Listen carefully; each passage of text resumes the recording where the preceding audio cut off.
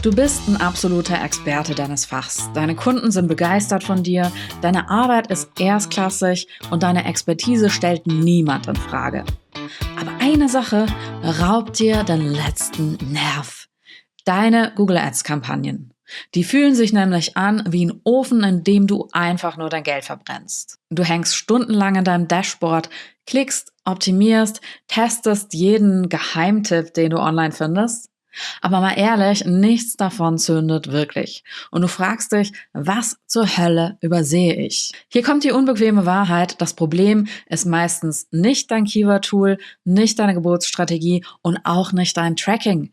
Der wahre Grund, warum es oft nicht klappt, bist du selbst.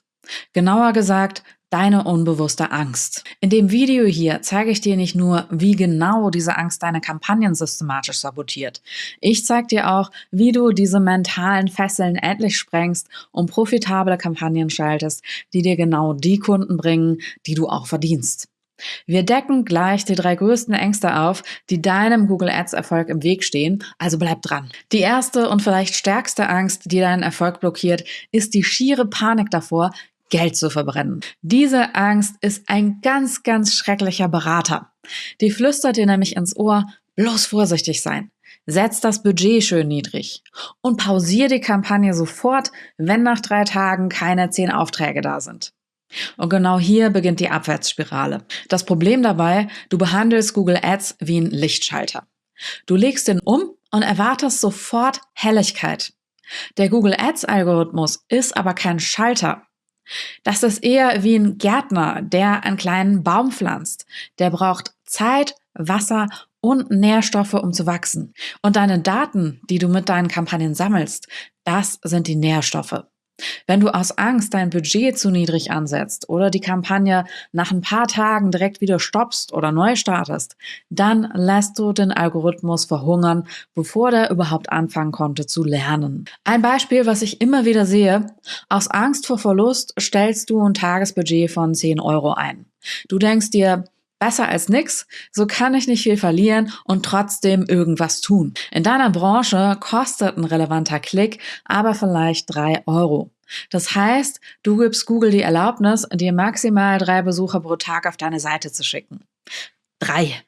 Wie hoch ist die statistische Wahrscheinlichkeit, dass unter genau diesen 3 Leuten dein Traumkunde ist, der sofort kauft? Richtig, extrem gering. Du generierst zwar Klicks und Kosten und hast das Gefühl, du hast was getan, aber du gewinnst dabei niemals genug Daten, sodass der Algorithmus Muster erkennen könnte. Das ist ein bisschen so, als würdest du versuchen, den Mount Everest in Flipflops zu besteigen. Du bewegst dich zwar anfangs vorwärts, aber du wirst sehr wahrscheinlich niemals oben ankommen. Und wenn du diese Angst hast, dann versetzt die dich sehr wahrscheinlich in eine von 2 psychologischen Stressreaktionen. Und zwar Flight, also Flucht, oder Fight, Kämpfen. Der Flight-Modus, die Flucht, ist das häufigste Muster. Du willst einfach nur weg aus der Situation. Du siehst, dass schon 200 Euro weg sind, aber nur eine einzige Anfrage reinkam. Oder vielleicht auch noch gar keine. Und ab dem Moment übernimmt die Angst das Steuer und du haust direkt auf den Pause-Knopf. Funktioniert irgendwie nicht, sagst du dir. In Wahrheit hast du die Kampagne aber oft genau in dem Moment dann abgewürgt, in dem die kurz davor war, die entscheidenden Learnings zu sammeln. Deine ersten 30 bis 90 Tage von der Kampagne, die sind eine Investition. Du kaufst keine Kunden, du kaufst Daten. Wer das nicht aushält, der wird schwer Erfolg haben. Viele Werbetreibende erreichen in dieser ersten Zeit auch schon erste finanzielle Erfolge. Aber die Zeit ist nicht dazu gemacht, dich reich zu machen, sondern die erste Zeit ist zum Lernen da. Der Fight-Modus, der Kampf, ist ein bisschen subtiler. Du pausierst nicht, aber du bist fast jeden Tag im Account und drehst an kleinen Stellschrauben. Du änderst Budgets, schaltest Keywords an und aus, formulierst Anzeigentexte täglich um. Das fühlt sich vielleicht super produktiv an, ist aber in den meisten Fällen eine reine Panikreaktion. Und du gibst dem System dabei keine Sekunde Zeit, stabil zu laufen und aus den gesetzten Parametern überhaupt mal zu lernen. Du trampelst auf deinem zarten Pflänzchen rum, bevor das überhaupt richtig Wurzeln schlagen konnte. Und die Lösung dafür ist wirklich ein radikaler Wechsel deiner Denkweise. Hör auf, dein anfängliches Werbebudget als Kosten zu betrachten. Sieh das wirklich als Investition in deine eigene Marktforschung an. Leg ein Budget fest für die ersten Tage, für die ersten 90 Tage, von dem du dich emotional verabschiedest. Ein Budget, bei dem du sagst, das Geld nutze ich, um zu lernen, was mein Markt will, welche Botschaften ziehen und wer meine echten Kunden sind. Das ist kein verbranntes Geld, das sind die wertvollsten Daten, die du für dein Unternehmen kaufen kannst. Und dabei ist es wichtig, dass du realistisch planst. Wenn dich ein Klick 3 Euro kostet und du mindestens 30 Klicks pro Tag bekommen willst, dann brauchst du 90 Euro täglich, um überhaupt eine solide Datengrundlage zu schaffen. Denn nicht jeder Klick wird ein Kunde und auch nicht jeder Kunde wird direkt Kunde nach dem ersten Klick, wenn er deine Anzeige nur einmal gesehen hat.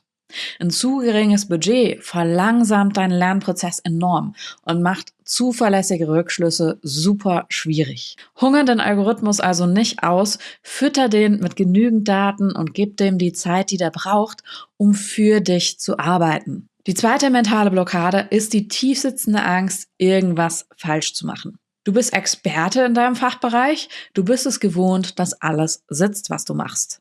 Und genau diese Perfektionismusfalle, die kommt dir bei Google Ads gehörig in die Quere.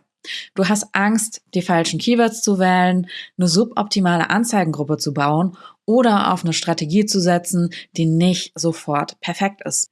Oder wenn du mit einer Agentur zusammenarbeitest, stellst du vielleicht schon vor dem Start alles dreimal in Frage, machst zig Anpassungsschleifungen zur Verfeinerung, weil du auf keinen Fall irgendwas falsch machen willst. Und diese Angst, die führt zu einem Zustand, den Psychologen den Freeze-Modus nennen, die Schockstarre. Statt mutig zu testen und aus Fehlern zu lernen, bleibst du in deiner Komfortzone und schränkst dich selber sehr stark ein, sodass du kaum noch von der Stelle kommen kannst. Du wählst nur die sicheren Maßnahmen, die auch jeder deiner Wettbewerber nutzt, obwohl du gar nicht weißt, ob deren Maßnahmen überhaupt erfolgreich sind.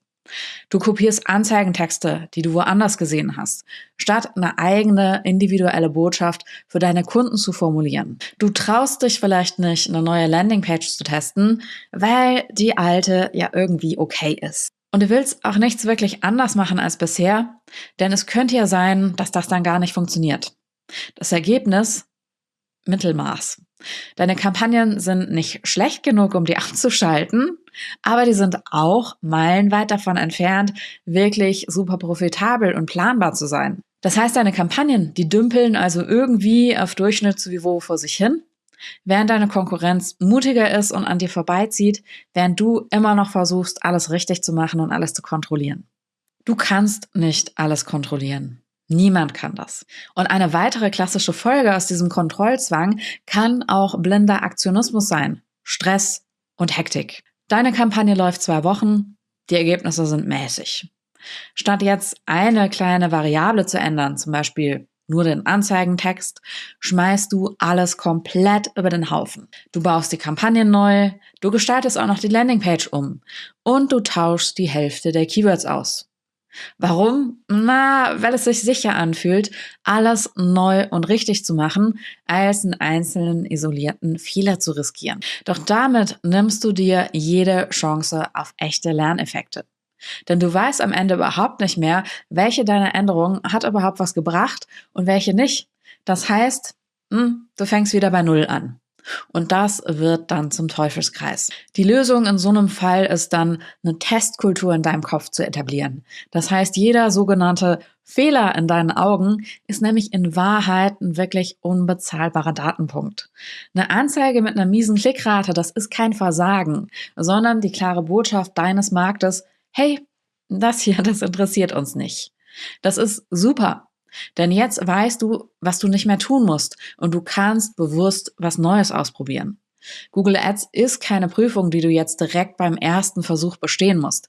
Das ist mehr wie so ein Labor. Das heißt, deine Aufgabe ist es, Hypothesen aufzustellen, das heißt Behauptungen darüber, was funktionieren kann. Und diese Behauptungen dann wirklich systematisch zu testen. Stell dir vor, du bist ein Wissenschaftler. Deine Hypothese ist, meine Zielgruppe reagiert besser auf eine Botschaft, die den Schmerz betont, als auf eine, die die Lösung bewirbt. Also erstellst du 2 identische Anzeigen. Der einzige Unterschied ist, in der einen laufen Texte, die den Schmerz ansprechen, in der zweiten laufen Texte, die die Lösung feiern. Und nach 2 Wochen schaust du auf die knallharten Zahlen, beziehungsweise je nach Budget dann, wenn du halt eben genügend Klicks hast, sodass du wirklich ein Urteil fällen kannst. Und dann schaust du dir wirklich an, auf welche Anzeige klicken mehr Leute und welche Anzeige hat mehr echte Ergebnisse gebracht. Und boom, du hast aus diesem simplen Test mehr gelernt, als wochenlangem Herumstochern im Nebel, herumtesten und feinjustieren und 1000-mal alles neu starten. Wenn du Ads schaltest, egal ob bei Google oder anderswo, dann wirst du immer auch Fehler machen. Jeder macht Fehler dabei, aber Fehler sind kein Zeichen von Schwäche und das ist auch kein Versagen. Bei Google Ads sind Fehler die schnellste Abkürzung zum Erfolg.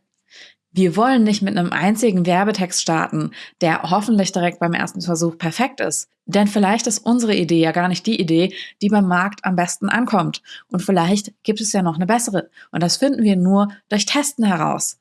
Und wenn wir uns trauen, Fehler zu machen. Das heißt, sei dankbar für deine Fehler, analysier die und lern daraus. Deine Konkurrenz macht das nämlich garantiert auch. Vielleicht kennst du dich in der Angst vor dem Verlust oder in dieser Lähmung durch den Perfektionismus wieder. Jeder zeigt manchmal kleinere oder eben manchmal auch größere Anzeichen davon. Das ist normal. Und das zu erkennen, das ist der erste und wichtigste Schritt. Aber oft ist es dann trotzdem verdammt schwer, diese tief verankerten Muster allein zu durchbrechen. Manchmal braucht man dazu einen Sparringspartner, einen Experten, der von außen einfach mal draufschaut und genau diese blinden Flecken aufdeckt, die dich gerade viel deines eigenen Geldes kosten. Wenn du bereit bist, diese mentalen Blockaden zu beseitigen und Google Ads endlich strategisch statt angstgetrieben nutzen willst, dann lass uns gerne einfach mal sprechen. Ich biete Mentorings zu Google Ads an, aber deine ersten Fragen, die kannst du mir auch super gerne einfach hier in den Kommentaren stellen, denn das ist der erste Schritt in Richtung profitabler Kampagnen für dich. Das klingt jetzt vielleicht verrückt, aber eine der subtilsten und stärksten Blockaden ist die Angst vor dem eigenen Erfolg. Oft wird das auch das Hochstapler-Syndrom genannt. Tief in dir drin sitzt diese leise, fiese Stimme, die flüstert: Was passiert eigentlich, wenn das hier durch die Decke geht? Bin ich gut genug, um plötzlich 10, 20 oder 50 neue Kunden pro Monat zu betreuen? Kann ich meine Qualität halten? Und was, wenn die Leute merken, dass ich auch nur mit Wasser koche? Diese unbewusste Angst, die führt zu einer ganz fiesen Form der Selbstsabotage. Du baust nämlich Kampagnen, die fast funktionieren. Das heißt, deine Kampagnen, die liefern gerade genug Ergebnisse, um die Hoffnung nicht aufzugeben. Aber niemals so viele, dass du wirklich wachsen musst. Du weißt zum Beispiel, wie du Kampagnen aufsetzen musst, setzt aber nur die Hälfte der Best Practices um. Oder du weißt, was dein optimales Budget ist, um zu wachsen, aber du setzt nur einen kleinen Teil davon ein. Und deine Kampagnen werden zum Spiegelbild deiner eigenen Unsicherheit. Ein Kunde von mir, ein echt guter Unternehmensberater, kam mit genau diesem Problem zu mir. Seine Kampagnen, die liefen seit einem Jahr, verbrauchten jeden Monat ungefähr 2000 € und die brachten ihm im Schnitt 2, vielleicht 3 Leads. Das hat für ihn gereicht, um nicht aufzugeben, aber das war schon ein bisschen zu wenig, um davon wirklich sicher zu leben.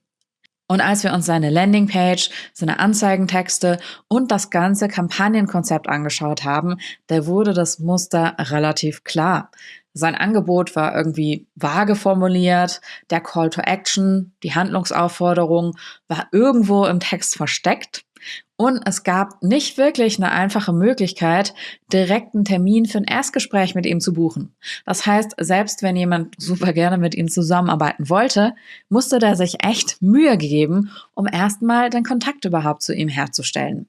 Und hintendran gab es auch kein E-Mail-Marketing, um die Unentschlossenen zumindest dann später in zahlende Kunden zu verwandeln.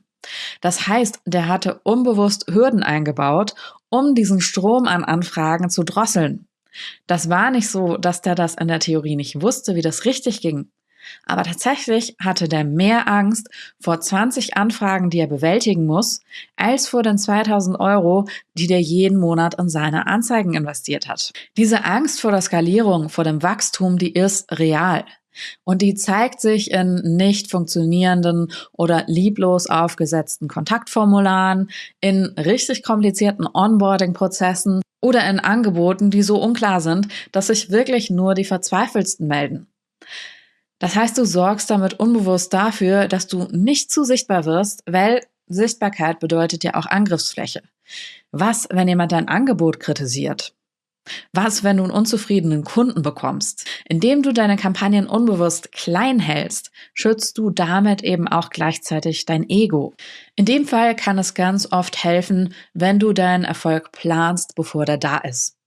Spiel dein Szenario im Kopf durch. Was ist der absolute Best Case? Du bekommst nächste Woche zum Beispiel 30 Anfragen. Super. Aber was passiert dann? Welche E-Mail bekommen die als erstes? Wie qualifizierst du die vor? Kannst du vielleicht Teile des Onboardings automatisieren, damit du weniger Aufwand und Stress damit hast? Und welche Prozesse musst du jetzt schaffen, um in 3 Monaten dann nicht im Chaos zu versinken, wenn du viele Kunden hast? Und eins kann ich dir an der Stelle auch sagen: Wenn du zu viele Kunden hast, dann wirst du immer einen Weg finden, um dich um diese Kunden zu kümmern. Aber wenn du zu wenige Kunden hast, dann hast du ein echtes Problem.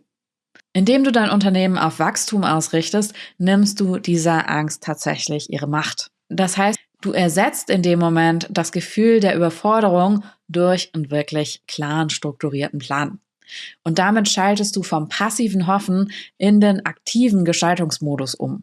Deine Aufgabe ist es nicht nur, Experte auf deinem Fachgebiet zu sein, sondern auch der Boss deines Unternehmens zu werden. Und so jemand plant für Wachstum.